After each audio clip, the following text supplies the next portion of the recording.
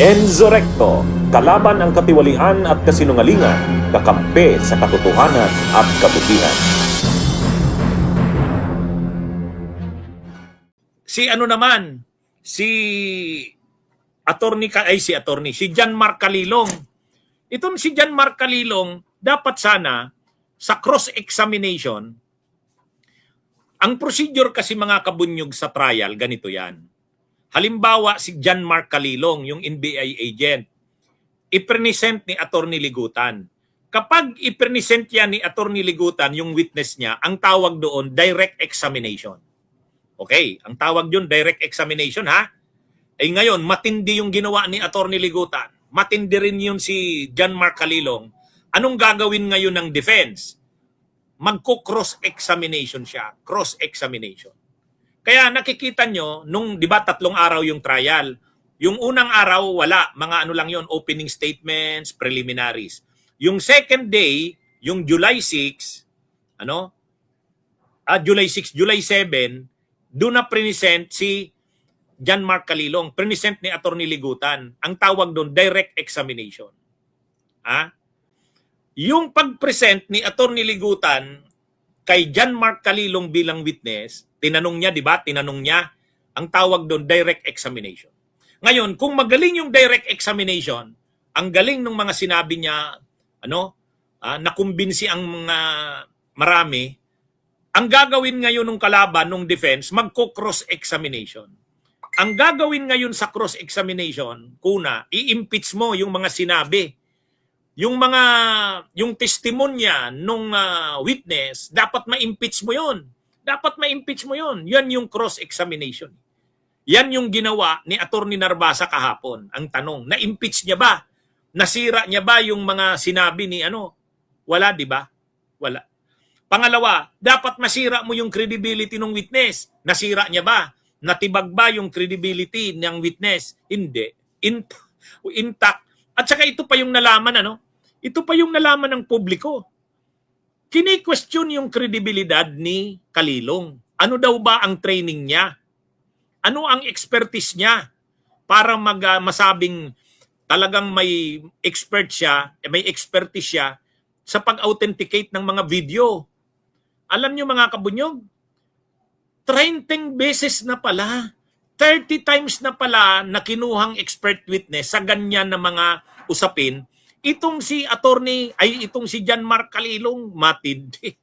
Kini-question nila Cayetano, kini-question ni Robin Padilla, kini-question ng mga senator judges na kampi kay Sara. Kini-question ang kredibilidad nito ni John Mark Calilong. And yet, 30 times na pala siyang kinuhang expert witness sa korte. Hindi nga mayabang. 30 times na, 13 beses nang nag-testify sa korte. Sa korte.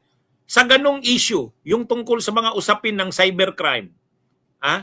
Kaya sa totoo lang mga kabunyog, na yun? Doon pa lang, ki-questionin mo ang credibility, ki-questionin mo ang competence. Ay mga kabunyog, mga kababayan, hindi natibag yung credibility ni John Mark Calilong. Kahit ano ba ang course mo? Ay sabi niya, I am a certified public accountant. Parang napapataas kila yata yung defense at saka yung kampo ni Sara. Paano naman to naging expert sa cybercrime? Paano naman to naging expert? Expert ba talaga to? Ang course niya CPA. CPA. Parang tinatawaran yung expertise ng witness ng prosecution. Ayun pala, 30 times na. 30 times lang nag-witness. Expert witness. 30 times nang naging expert witness sa maraming korte. Kapag may mga issue na ganoon, cybercrime, mga krimen na related sa internet, cybercrimes, yan? Siya talaga ang madalas kinukuha na expert witness. So 30 times na siyang nag-appear sa korte. Tapos ngayon, kikwestiyonin mo ang kredibilidad? Kikwestiyonin mo yung kredibilidad? Ay, wala. Kaya wala, hindi nila. Saka, ang bilib din ako doon kay John Mark Calilong, kahit ganun yung expertise niya, hindi siya mayabang.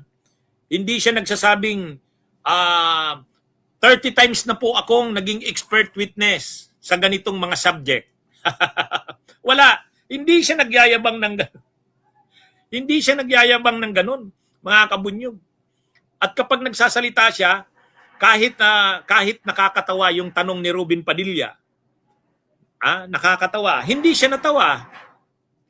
Kahit nakakatawa, kasi napapahiya na yung abogado ng defense, hindi rin siya tumatawa.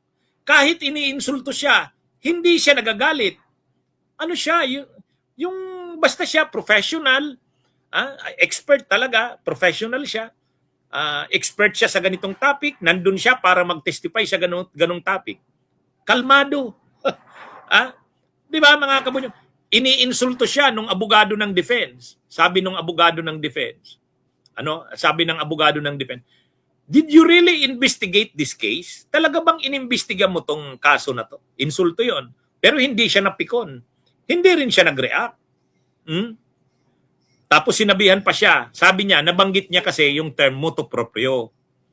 Sabi na naman sa kanya ni Atty. Narbasa, naiintindihan mo ba ang term na binanggit mo?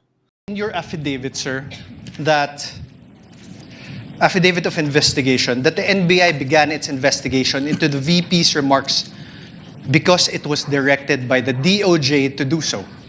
Motu proprio and directed, sir. Okay. Do you understand what you just said, sir? Oh, Yes, sir. Oh. Can I I'm object to asking, that, sir. Your Honor, please? I'm That's asking, sir, it argumentative. makes sense, Your Honor. Argumentative, counsel. Move on. Mutu proprio, sir, means... Oh, no, objection. You cannot lecture, counsel. This is Sir, what does cross-examination. you mentioned mutu proprio. What does it mean? Even without a complainant, we started the investigation, sir. Are you sure, sir? Oh, argumentative. Are you sure, sir? Move on, Are counsel. you sure, Move on. sir? How... Well, grabe naman. Grabe naman maka-insulto. Pero hindi napikon. Hindi napikon si John Mark Calilong. Ano lang siya, kalmada lang siya.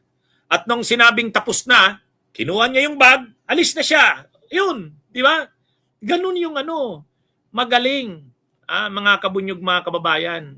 Kaya sa unang 3 araw, ang linaw dyan, lamang ang prosecution.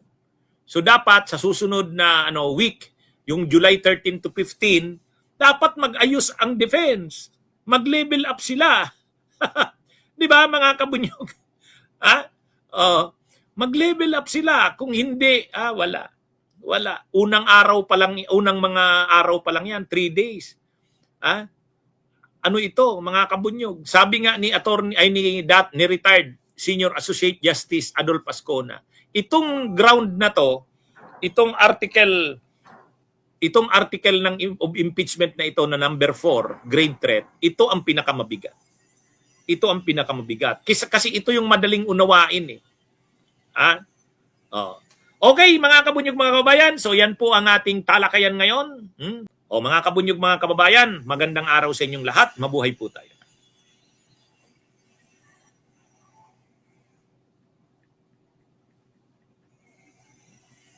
Bunyog, halikan na kasama ka. Bunyog, kapag buklod ay may pag-asa. Luzon, Visayas, Mindanao, isa ang pananaw. Sa bagong Pilipinas ang bunyog isisigaw. Bunyog,